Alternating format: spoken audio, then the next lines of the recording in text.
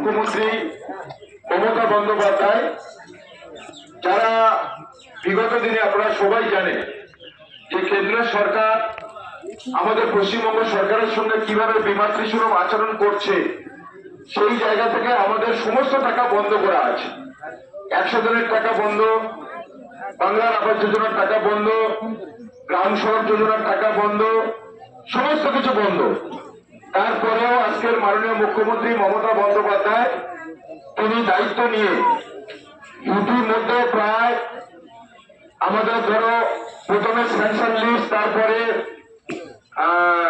PWL এবং পরবর্তী সময় যার জন্য আজকের আপনাদের আমরা দেখেছি যে আপনাদের গ্রাম পঞ্চায়েতের পক্ষ থেকে এখান থেকে বহু মানুষ তারা দিদিকে সরাসরি দিদিকে বলতে ফোন করেছিলেন এবং তাদের নাম ইতিমধ্যে আমাদের এই গ্রাম পঞ্চায়েতের পক্ষ থেকে আপনাদের কাছে জিও ট্যাগ হয়েছে, আপনাদের কাছে সবার কাছে। আপনারা কিন্তু আর 4-5 দিনের মধ্যে টাকা পেয়ে যাবেন। প্রথম কিস্তি যে 60,000 টাকা, এই 60,000 টাকা কিন্তু আপনাদের অ্যাকাউন্টে আমাদের পশ্চিমবঙ্গের মাননীয় মুখ্যমন্ত্রী মমতা বন্দ্যোপাধ্যায় তিনি কিন্তু প্রত্যেকে দিচ্ছেন। তাই আমি আপনাদেরকে বলবো যে আপনারা নিশ্চিত করে যারা এখানে এই সভায় উপস্থিত হয়েছেন আপনারা সবাই খুশি তো নাকি? আপনাদের কি মনে হচ্ছে যে 4-5 দিনের মধ্যে ধরো আজকে গ্রাম সংসদের মিটিং কমপ্লিট হবে, কাল পরশুর মধ্যে আমরা আমাদের গ্রাম পঞ্চায়েতের কিছু কাজ আছে যেগুলো পাঠিয়ে দেবো। আমরা আশা করছি 10-11 তারিখের মধ্যে প্রথম কিস্তির টাকা আপনাদের অ্যাকাউন্টে চলে আসবে। খুশি তো সবাই? এবারে সেকেন্ড যেটা বক্তব্য, আপনারা নিশ্চিত করে জানেন যে আমাদের বিশেষ করে আমাদের সংখ্যালঘু সম্প্রদায়ের মানুষকে বিভিন্ন ভাবে বিভিন্ন সময় হেনস্থা হতে হয়। আজকের ভারতীয় জনতা পার্টি সেন্ট্রাল গভর্নমেন্ট নতুন করে এসআইআর এর নাম করে আমাদেরকে ভোটাধিকার কেড়ে নেওয়ার একটা বিরাট চক্রান্ত করেছে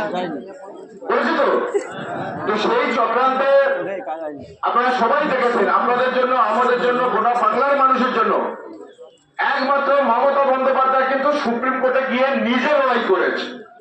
আমরা নিশ্চিত করে মমতা বন্দ্যোপাধ্যায়ের যে সরকার, এই সরকারের সমস্ত সুফল সব কিন্তু আমরা পাচ্ছি।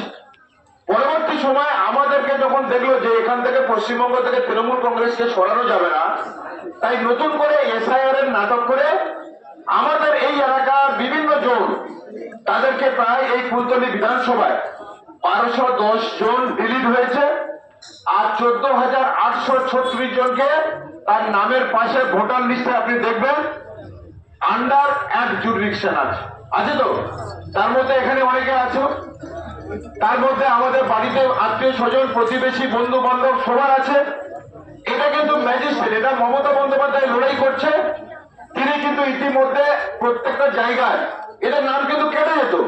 এই যে লজিক্যাল ডিসক্রিপেন্সি যাদের নামের পাশে আন্ডার এক জুডিকশন আছে এদের নাম কিন্তু থাকতো না আগামী দিন। এটা বিচার ব্যবস্থার মধ্যস্থতা আমাদের যারা যেমন আমার বিধানসভায় 2 জন আজকের একটা নতুন ম্যাজিস্ট্রেট সাহেবগঞ্জ থেকে আসছে, 3 জন হেয়ারিং করছে। আমরা প্রতিনিয়ত সেখানে লক্ষ্য রাখছি, সেখানে অল্প কিছু হয়তো 10% বা 5% লোকের নাম বাদ করবে। আমরা তার জন্য আমাদের করতে হবে, আমাদের নেতৃত্বরা নিশ্চিত করে এখানে আছে আপনাদেরকে বলবে, বা আমাদের যারা জনপ্রতিনিধি বুথ সভাপতিরা আছে আপনাদের বলতে